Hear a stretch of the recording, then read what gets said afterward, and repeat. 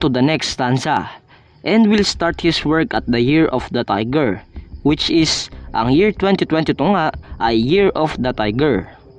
At nakapaloob pa dito na its people shall honor and force him to be the savior leader.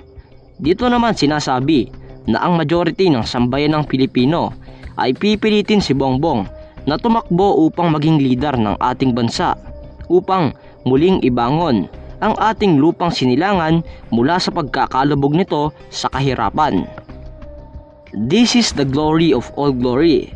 The hope of all ages is born from the city from the north. Ang pinakapunto sa parting ito ng stanza na ito, this is the glory of all glory, which means mamumuno si Bongbong Marcos na kasama ang espiritu at patnubay ng kanyang ama.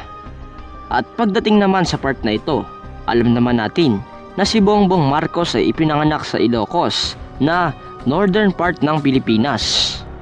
Tanging ang taong ito lamang ang may kakayahang mag-implement ng mga bagay na kailangan nating gawin upang ang ating bansa ay maging isa sa listahan ng mga pinakamayamang bansa sa buong mundo. At ayon pa nga sa ibang source, sinasabi dito na isa ito sa mga huling will at testament ng dating Pangulong si Ferdinand Marcos sa kanyang anak na si Bongbong.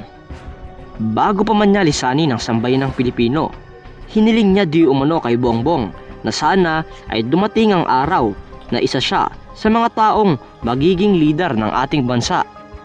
Alam niya kasi na sa oras na siya ay umalis na sa kanyang pwesto at makuha na ito ng liberal ay tsak darating talaga ang panahon na ang Pilipinas ay makakaranas ng sobrang kahirapan. At kagaya nga ng inaasahan niya, ay nangyari nga ang sinasabing kahirapan na ito na atin ngang kasalukuyang dinaranas. Kaya naman nakiusap siya kay Bongbong na kung maaari ay tuparin ng kanyang huling will para dito. Sinabi niya na sana ay pag dumating ang araw na ikaw na ang namumuno sa ating bansa, sana ay maibalik mo kung anuman ang mga bagay na nawala sa ating bayan. Now, let's go back to the main subject.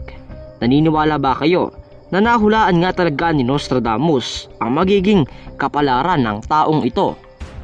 Tunay nga ba na siya ang magiging presidente ng ating bansa sa taong 2022 at magiging susi upang maiahon tayo sa kahirapan? Well, malaya po kayong ibahagi ang inyong mga opinion sa ating comment section. Ano ang masasabi nyo